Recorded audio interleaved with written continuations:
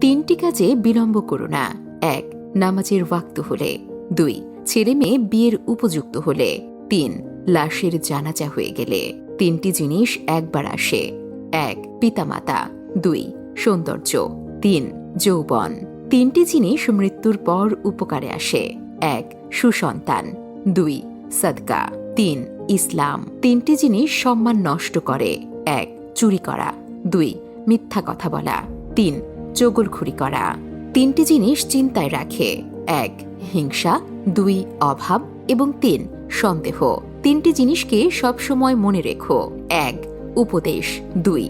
উপকার। 3. মৃত্যু। তিনটি জিনিস অভ্যেস করো। 1.